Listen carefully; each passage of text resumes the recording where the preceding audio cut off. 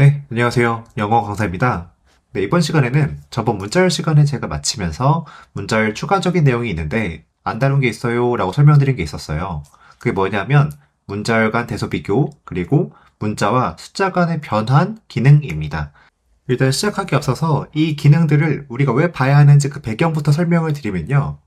우리 이미 들었던 강의 중에 이 타입 강의를 들으면서 배웠던 건데 이 문자라고 하는 것은 메모리 공간에 바로 저장할 수가 없었습니다. 이 메모리 공간이라고 하는 거는 일종의 컴퓨터 공간이기 때문에 0과 1만 저장이 가능했었어요.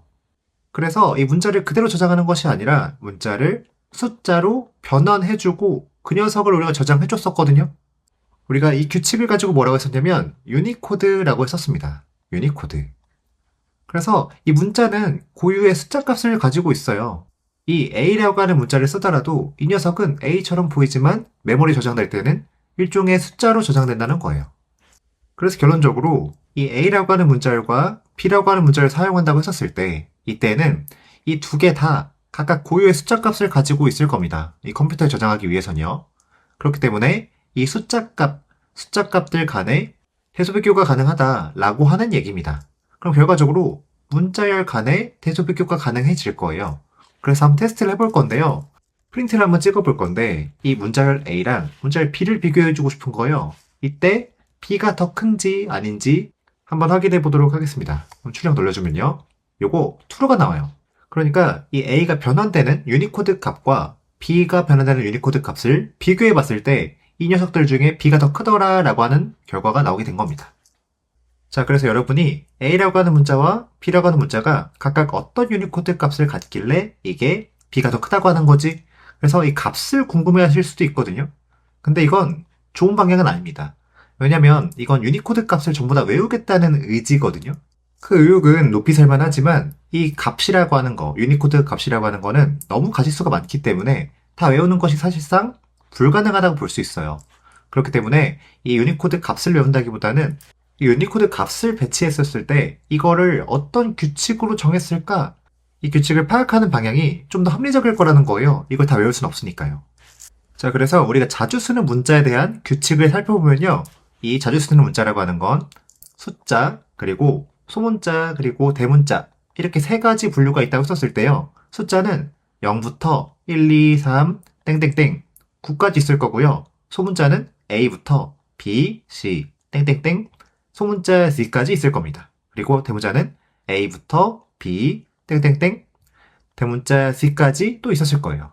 자, 이랬을 때 이 문자들 하나하나 다 고유의 유니코드 값을 갖고 있을 거예요. 자, 이 상황에서 저는 세 개의 문자에 대해서 유니코드 값을 말씀드리도록 하겠습니다. 일단 0은 48이고요. 소문자 A는 97이고 대문자 A는 65입니다. 자, 이 상황에서 여러분이 이 코드를 정하라고 한다면 어떤 값을 매겨줬을 것 같아요? 저라면 이걸 갑자기 뜬금없이 100 이렇게 안 줄 것 같고요. 여기서 일씩 증가시키고 싶을 것 같거든요. 그래서 실제로 이 유니코드 값이 이렇게 되어 있습니다. 그래서 이렇게 얘는 49, 얘는 50, 얘는 51, 땡땡땡 이렇게 일씩 증가하고요. 얘도 마찬가지로 98, 99, 얘는 66 이런 식으로 일씩 증가해 나가게 될 거예요. 여러분이 이 규칙을 알고 있으면 이런 상황에서 활용해 볼 수 있습니다. 그게 어떤 상황이냐면 제가 여기 위에다가 A라고 하는 변수를 숨겨놨습니다. 근데 이 A에는 한 글자만 넣어놨어요. 근데 이게 대문자인지 소문자인지 숫자인지 모르는 상황이라고 합시다. 자, 이랬을 때 이게 셋 중에 어떤 상황인지 이걸 판별해 볼 거예요. 방금 말씀드린 규칙을 알고 있으면 우리가 판별을 해볼 수가 있는데요. 일단 대문자가 나오게 되면 대문자입니다. 이렇게 출력해 줄 거고요.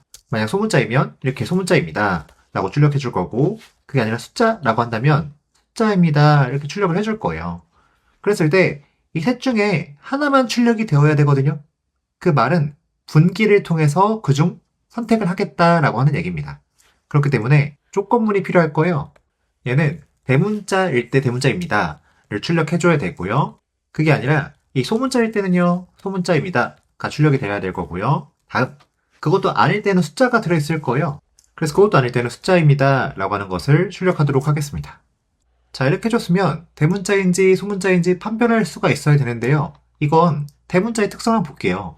대문자의 특성은 A 그리고 Z 라고 하는 거의 사이 값일 거고요. 이때 이 A의 유니코드 값은 이 중에 제일 작죠. 그리고 C라고 하는 유니코드 값은 이 중에 제일 클 겁니다. 그렇기 때문에 얘 이상의 유니코드 값을 갖고요. 얘의 이하의 유니코드 값을 갖는다면 그건 역시 전부 대문자일 겁니다. 그래서 이렇게 써주면 된다는 거죠. 이 A라고 하는 변수가 대문자 A 이상의 값을 가지고 있고 그리고 대문자 Z의 이하의 값을 갖고 있다면 이건 이 사이의 유니코드 값을 갖는다는 얘기거든요. 그렇기 때문에 반드시 대문자일 수밖에 없을 겁니다. 그럼 이 소문자는 응용이죠. 이 A라고 하는 변수가 소문자 A 이상의 값을 가지고 있고요. 그리고 소문자 Z 이하의 값을 갖고 있다면 이건 역시 이 사이 값이기 때문에 소문자일 거란 얘기예요. 그래서 이거 한번 실행해보면 소문자입니다 라고 나오거든요. 답을 공개하면 A에는 D가 들어있었습니다.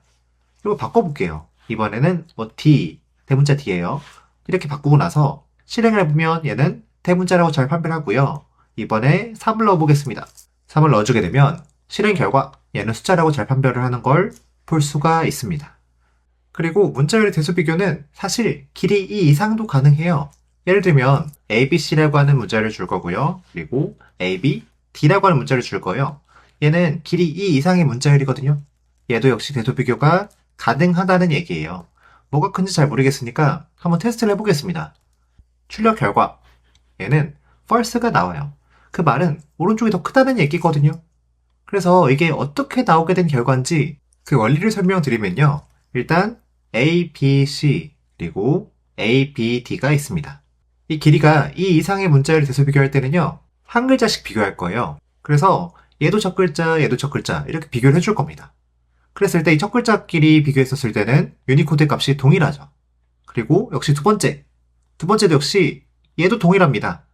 그렇기 때문에 세 번째 글자까지 넘어가게 되는데 자 이때에 둘 중에 D가 더 커버려요. 그렇기 때문에 이 둘 중에는 얘가 더 크다고 판결 내리는 겁니다. 그래서 이 꺽쇠의 방향을 바꿔서 한번 다시 출력을 해볼게요. 이렇게 바꾼 다음에 출력을 해보면 이때는 true가 나와요. 자, 그럼 이런 상황은 어떨까요? 지금 ABC, ABD 이렇게 세 글자로 끝나는 것이 아니라 얘는 뒤에 Z라고 하는 알파벳 소문자가 있고요. 이 뒤에는 F라고 하는 소문자가 또 달려있어요. 자, 그랬을 때 이 세 번째 글자는 뒤에 녀석이 더 크거든요. 세 번째 글자는 뒤에가 커. 그런데 이 네 번째 글자를 비교해봤더니 네 번째 글자는 앞에 녀석이 더 커버려요. 그러면 얘가 큰 건지 얘가 큰 건지 이게 좀 헷갈릴 수가 있거든요. 그런데 이 문자열 비교는요. 첫 글자부터 우리가 비교를 시작했어요. 근데 이 대소 비교가 판가름이 나버리면 그 이후의 것은 검사하질 않습니다. 그렇기 때문에 지금 이 세 번째를 검사할 때 C랑 D 비교해서 뒤에 녀석이 먼저 이겼거든요. 이겼기 때문에 이 네 번째 글자는 서로 비교하는 일이 없다라고 하는 겁니다. 그래서 실제로 한번 테스트를 해보면요. A, B, C, Z 넣을 거고요. 여기는 F 넣어보겠습니다. 자, 이렇게 앞에 녀석이 커봤자 이건 C랑 D 이 세 번째 글자를 비교할 때 이미 판가름이 났기 때문에 네 번째 글자 비교까지 가지도 않는다는 거예요. 그래서 출력 결과 true까지 나오는 거를 확인해 볼 수 있습니다.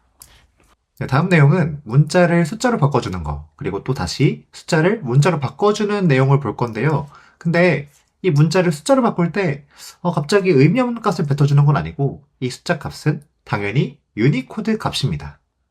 그리고 이렇게 문자를 숫자로 바꿔서 유니코드 값을 뽑아냈다면 그 유니코드 값을 다시 문자로 바꿀 수도 있어야 될 거예요. 그래서 이 두 기능을 수행하는 함수를 배워보도록 하겠습니다. 자, 일단은 문자를 유니코드로 바꿔주는 함수를 볼 건데요. 그 녀석의 이름은 old 함수입니다. 묻지도 따지지도 않고 한번 써보도록 하겠습니다. 프린트를 해볼 건데요. old 함수 사용해서 프린트 해볼 거고요. 여기에다가는 우리가 문자를 줘야지 유니코드 값을 뽑아낼 수 있을 거예요. 저는 A라고 하는 것의 유니코드 값을 뽑아보도록 하겠습니다. 출력해보면 얘는 아까 말씀드렸듯이 97이라고 하는 값이 나와요. 그 다음엔 대문자 A도 한번 뽑아보고요. 65 나온 거 확인할 수 있고 다음엔 숫자 0도 한번 뽑아볼게요. 그랬을 때 아까 말씀드린 값들이 잘 나오는 걸 확인해 봤습니다. 강사님 저는 이렇게 한 글자만 보고 싶은 게 아니라 여러 글자도 뽑아보고 싶어요 라고 한다면 이걸 실행했을 때 이거 프린트 안 되고 에러 나버립니다. 왜 그러냐면 유니코드 값이라고 하는 건 이 한 글자에 대해서만 우리가 정의가 되어 있지 이 여러 글자에 대해서는 유니코드 값이 없어요. 다시 말해서 우리가 이거는 우리가 값이 나오는데요. 이건 나오는데 이 안녕이라고 적게 되면 이 여러 글자에 대한 유니코드 값은 없다는 거예요. 그래서 얘도 에러가 납니다. 이렇게 올드 함수에 여러 글자를 넣어주면 안 된다라고 하는 거 주의해 주시고요.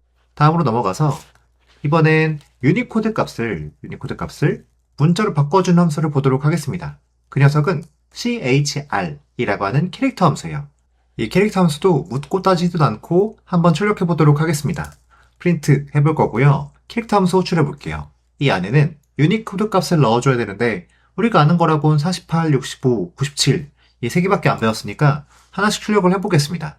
일단 48 넣어보면 얘는 0이 나오고요. 그 다음 65 넣으면 얘는 대문자 A, 그리고 97 넣으면 소문자 A가 나오는 거를 확인해 볼 수가 있습니다. 그러니까 유니코드 값이 이 문자로 잘 원복이 되는 걸 볼 수가 있죠. 자, 여기까지 들으면 이거 코딩 테스트에서 그래서 언제 쓰는데 이게 궁금하실 수 있기 때문에 제가 두 가지 사례를 가져왔습니다. 자, 첫 번째 사례는 문자의 거리를 구하는 문제입니다. 이게 뭐냐면 이렇게 무작위로 문자를 제공해 줄 거예요. 그랬을 때 우리가 원하는 값은 뭐냐면 첫 번째 글자와 모든 나머지 글자와의 거리의 총합을 구하고 싶은 거예요. 근데 이 문자의 거리가 무엇이냐 라고 한다면 이렇게 B랑 D와의 거리는 2라고 할 거고요. 그리고 이 C랑 F와의 거리는 3이라고 할 겁니다. 이해되셨죠? 그래서 결과적으로 A를 기준으로 했었을 때는 얘는 거리 1, 얘는 거리 2, 거리 3, 땡땡땡 가서 알파벳이 총 26개니까요. 얘는 거리가 25가 될 겁니다. 이걸 어떻게 구할 수 있을까? 한번 생각을 해보면 이 A와 T와의 거리를 알고 싶었을 때 이거 못 빼줘요. 왜냐면 문자열 간의 뺄셈은 이 파이썬에서 지원하지가 않습니다. 지원하지 않기 때문에 이 값 안 나오고요. 이 뺄셈이라고 하는 걸 하기 위해서는 결국에 얘도 숫자여야 되고 얘도 숫자여야 된다는 거예요. 근데 우리가 이 문자를 숫자로 바꿔주는 거 우리 할 수 있어요. 그게 뭐였냐면 그게 old 함수였었습니다. 자, 그래서 이 소문자 A부터 이 K까지 유니코드 값을 구해주면 이 우측의 값이 나와요. 자, 이때 B의 old 값에서 A의 old 값을 빼주면 이게 차이가 1입니다. 그리고 이 차이는 2가 나오고요. 이 차이는 3이 나와요. 그래서 우리가 원했던 이 값의 차이가 거리가 나온다는 얘기입니다. 자, 그래서 결과적으로 이 A와 D와의 거리는 3이 나오고요. 여기 3. 그 다음에 A와 I까지의 거리는 8이 나오고요. 자, 그리고 A와 F까지의 거리는 5. 여기 5 나오고요. 그 다음 A부터 J까지는요. 여기 9가 올 거고 마지막으로 A부터 K까지는 10이라고 하는 거리가 나옵니다. 자, 여기까지 거리를 누적시키면 되는데 한번 코드로 가보겠습니다. 자, 일단 이 무작위의 문자열을 제가 이 테스트 스트링이라고 하는 변수에다가 넣어주도록 하겠습니다. 자, 그리고 이 거리에 누적을 해줘야 되니까 이 거리라고 하는 변수도 필요할 것 같아요. distance라고 하는 변수 줄 거고요. 얘는 0부터 누적을 시켜줘야 되니까 초기 값은 0이 적절할 겁니다. 자, 이제부터는 A라고 하는 첫 번째 글자로부터 나머지 글자들 간에 거리를 세워줄 거예요. 그러기 위해서는 우리가 이 첫 번째 글자를 기준점으로 삼아줘야겠죠. 그 첫 번째 글자는 테스트 스트링에 0번 인덱스에 들어있고요. 그러니까 여기까지 써주면 우리가 이 거리의 시작점, 거리를 셀 때 시작점을 잡아준 겁니다. 이 A라고 하는 거 잡아준 거고요. 여기서 이게 어디까지의 거리를 세워줄지 이 끝점을 정해줘야 되는데요. 이 끝점이라고 하는 거는 1번, 2번, 3번, 4번, 5번 이렇게 하나씩 변경하면서 우리가 거리를 세워줄 거예요. 일단 첫 번째 녀석과의 거리부터 세워보도록 합시다. 이 첫 번째 값을 일단 불러와야겠죠. 그 녀석은 테스트 스트링에 1번에 들어있습니다. 이렇게 테스트 1번이랑 테스트 0번 요것들 간의 거리를 세주면 되는데 얘는 이렇게 빼주면 된다 안 된다? 얘는 안 된다는 거예요. 왜냐면 문자 간의 뺄셈이 되기 때문에 이건 파이썬이 지원하지 않는다라고 했었습니다. 그렇기 때문에 얘들을 숫자로 바꿔줄 필요가 있었고요. 그래서 얘를 old를 각각 씌워주면 될 거예요. 얘도 old를 하게 되면 각각의 유니코드 값이 나오기 때문에 이 녀석의 뺄셈이 가능합니다. 그럼 결과적으로 얘는 0번 인덱스의 문자랑 1번 인덱스의 문자의 거리가 나오게 될 거예요. 그래서 거리가 나왔다 하고 안심하기 이른 게 여러분 이게 지금 문자열이 이렇게 주어졌지만 문자가 무작위로 주어졌다라고 했었을 때는 이게 A가 첫 번째 열이라고 하는 보장이 없거든요. 다시 말해서 이게 DA로 시작했을 수도 있어요. 자, 그렇게 되면 이 두 번째 글자의 유니코드 값에서 첫 번째 글자의 유니코드 값을 빼면 이거는 97일 거고요. 얘는 98, 99, 100이 돼서 100이 될 겁니다. 그래서 이걸 빼면 이게 마이너스 3이 돼요. 그러니까 이게 음수가 나올 수 있더라라고 하는 겁니다. 이때는 음수는 양수로 바꿔주는 작업이 필요해요. 그게 무슨 말이냐? 절대값 처리가 필요하다라고 하는 얘기입니다. 절대값 처리. 이 절대값으로 씌워주는 함수는 fs라고 하는 함수가 있고요. 한번 써보도록 하겠습니다. 이 fs는 abs 이렇게 써주면 되고, 우리가 절대값 씌워주고 싶은 녀석들을 이렇게 소괄호로 감싸주면 얘들이 절대값으로 바뀌어요. 그래서 만약 얘들의 결과가 양수일 때는 그대로 양수로 나오고요. 그리고 얘들이 음수일 때는 얘도 양수로 바뀔 겁니다. 이게 절대값 처리였죠. 그래서 우리가 이제 안심하고 이 거리를 사용할 수 있게 돼요. 우린 이 거리를 한 번만 구하면 되는 게 아니라 이 5글자에 대해서 구해줘야 되거든요. 그래서 누적을 해볼 건데 이 distance라고 하는 곳에 누적을 해볼 거고요. 이걸 몇 번 하게 되냐? 5번 한다고 말씀을 드렸습니다. 그래서 이렇게 5번 나열해주면 되고, 자, 이 상황에서 0번, 1번과의 거리는 구했으니까 0번, 2번을 구해주고 다음에는 3번, 다음에는 4번, 다음엔 5번 이렇게 순차적으로 구해주고 나면 얘들의 총합을 디스턴스에서 우리가 찾을 수 있을 겁니다. 한번 출력을 해보면 얘의 정답이 35가 나와요. 그 35라고 하는 값은 아까 구했던 거리의 총합이랑 완전 일치합니다. 그렇기 때문에 거리를 잘 구했다고 볼 수가 있죠. 자, 이렇게 문자의 거리를 구하는 문제가 종종 출제가 되거든요. 그렇기 때문에 올드를 익혀봄직하다라고 하는 거고요. 두 번째 사례로 넘어가도록 하겠습니다. 다음은 시저함수 구하기라고 하는 사례인데요. 이 시저함수라고 하는 거는 다른 말로 뭐 카이사르라고 하기도 해요. 뭐 카이사르 암호라고 하기도 하는데 이 둘 중에 편한 이름으로 여러분이 불러주시면 되겠습니다. 근데 여기서 이 암호라고 하는 게 뭐냐 라고 한다면 얘는 원문을 가지고 그대로 쓰는 게 아니라 얘를 암호화한 거예요. 암호화해서 암호로 만드는 거죠. 그러니까 지금 제가 이 시저 암호입니다 라고 해서 값을 넣어놨는데 이 친구는 원문이 아닌 거죠. 원문이 아니고 얘는 일종의 암호인 겁니다. 그러면 이 원문을 암호로 만드는 건 암호화라고 할 거거든요. 암호화라고 할 건데 이걸 푸는 작업을 복호화 작업이라고 할 겁니다. 복호화. 근데 저는 복호화해서 이 원문을 만들고 이 원문을 이 decoded라고 하는 변수에 넣어주고 싶어요. 자, 이런 상황이라고 했었을 때 우리가 시저 암호를 만드는 이 암호화 규칙을 알 수 있다면요. 그 암호화 과정에 역과정을 함으로써 복호화할 수 있지 않을까 하고 유추해 볼 수 있습니다. 자, 그래서 이 시저 암호는 어떻게 만드는지 그 규칙을 말씀드릴 건데요. 아주 간단합니다. 이 엔젤이라고 하는 원문이 있다고 했었을 때 이걸 한번 시저 암호화 해볼게요. 시저 암호는 어떻게 할 거냐면 이 A를 그냥 쓰는 게 아니라 오른쪽이든 왼쪽이든 몇 칸 떨어진 문자를 쓸 거예요. 지금 같은 경우엔 3칸 떨어졌죠? 그래서 얘는 D를 써주는 겁니다. 그리고 두 번째 글자, 이 N을 찾아주고요. 얘도 똑같이 첫 번째랑 같은 규칙으로 오른쪽 3칸 떨어진 글자를 써줄 거예요. 얘는 Q네요. 그래서 얘는 Q를 넣어주겠습니다. 자, 이런 식으로 나머지 글자도 바꿔주는 것을 우리가 시저 암호라고 할 겁니다. 이 상당히 심플하죠? 그렇기 때문에 이 암호학을 배울 때 항상 첫 장에서 나옵니다. 그 정도로 쉽다는 거죠. 그래서 이 시저 패스워드라고 하는 변수에 들어있는 이 KHOR 이라고 하는 걸 어떻게 만들었냐 이 규칙을 말씀드리면 저는 이 특정 문자로부터 오른쪽으로 3칸 움직여서 만들었어요. 그래서 보시면 H로부터 3칸 오른쪽 칸 K를 넣어줬고요. 그리고 H는 이 2로부터 3칸 갔을 겁니다. 그래서 얘는 2였을 거고요. 그리고 O는 L로부터 3칸 가면 있네요. 그래서 이 두 글자는 L과 L이었을 거고요. 그 다음 R을 보시면 5로부터 3칸 가면 또 있습니다. 그래서 결과적으로 원문은 헬로우였어요. 그래서 이 디코디드에다가는 헬로우를 만들고 싶거든요. 자, 이런 상황에서는요. 올드랑 캐릭터 함수를 잘 써주면 이게 풀 수가 있거든요. 그래서 한번 코드로 천천히 구현을 해보도록 하겠습니다. 자, 어떻게 할 거냐 하면 이 시저 암호에 있는 값을 한 번에 복호화는 못하고요. 이 한 글자 한 글자씩 복호화를 진행해 줄 거예요. 근데 그 복호화를 어떻게 할까 생각해보면 K라고 하는 것을 왼쪽으로 3칸 당겨줘야 되거든요. 암호화 했었을 때 오른쪽으로 3칸 밀어줬으니까 복호화는 그 반대인 왼쪽으로 3칸 당겨줘야 될 겁니다. 근데 이 글자를 왼쪽 3칸으로 당기는 그런 연산은 없어요. 그런 연산은 없는데 그게 유니코드 값으로 접근하면 마음이 편안합니다. 왜냐하면 얘가 유니코드 값이 특정 값이었어요. 그게 A라고 한다면 이 왼쪽 3칸에 있는 이 값은 A로부터 3 빠진 유니코드 값을 갖고 있을 겁니다. 그래서 우리는 이 글자를 가져다가 글자를 땡겨준다고 생각하지 말고 얘를 유니코드로 바꿔서 그 유니코드 값을 마이너스 3 빼줘야겠다 라고 접근을 해보자는 거죠. 자, 그래서 시험 삼아서 이 첫 글자를 가져와서 이 유니코드 값을 가져와 볼게요.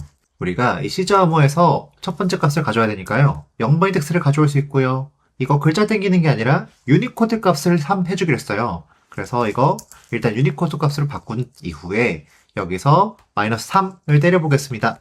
그 위에 한번 출력을 해보면요. 요거 h가 나와야 정상이거든요. 그런데 h가 안 나와요. 왜냐하면 당연하게도 지금 유니코드 값이에요, 여전히. 이거 문자로 우리가 만들어준 적 없어요. 그렇기 때문에 해당 유니코드 값을 다시 문자로 바꿔주는 작업이 필요합니다. 그게 뭐였냐면 chr 캐릭터 함수였어요. 그래서 이거 다시 한번 씌워주면 이 유니코드 값을 바꾼 이후에 그 녀석을 왼쪽으로 3칸 땡기고 그 녀석을 다시 문자로 바꿔주는 작업을 수행해주게 된 겁니다. 그래서 다시 출력을 해보면 얘는 드디어 h가 나와요. 그래서 이 복화를 잘 마친 이 귀중한 첫 글자를 디코디드에 누적을 시켜주겠습니다. 아, 이거 첫 글자 잘 구했으니까 누적해줄게 라는 의미에서 이렇게 누적을 해주게 되면 첫 글자만 복화가 들어갔을 거예요. 그러면 이 우리는 5글자에 대해서 다 복화를 진행해줘야 되니까 이 누적 작업을 또 5번 해주게 될 겁니다. 그러면 이 두 번째는 1번 인덱스, 세 번째는 2번, 3번, 4번 이렇게 해주게 되면 각 글자에 대해서 유니코드로 바꿔주고요. 그 녀석을 3 빼주고 그 다음 다시 마무리로 문자로 바꿔주는 작업, 이 작업을 5번 수행하게 된 겁니다. 그래서 결과적으로 이 디코디드에 잘 들어갔나 확인을 해봅시다. 그러면 여기 안에는 복화된 헬로우가 잘 들어있다는 말씀입니다. 자, 여기까지가 제가 다루고자 했던 이 올드 함수랑 그리고 이 캐릭터 함수의 용례였었습니다. 자, 이렇게 이 문자를 가지고 숫자로 바꾸세요. 그리고 숫자를 다시 문자로 바꿔보세요. 하는 이런 문제는 잊을만 하면 코딩 테스트에서 눈에 띄는 것 같아요. 그러다 보니까 꼭 숙지해 보시길 바라고요. 오늘 내용은 그냥 이론이라기보다는 응용에 좀 더 가까웠으니까요. 여러 번 쳐보시면서 꼭 반복 숙달 하시기 바랍니다. 오늘 초심자분들은 조금 어려우셨을 수도 있는데 잘 따라주셔서 감사하고요. 다음 강의 때 뵙도록 하겠습니다. 감사합니다.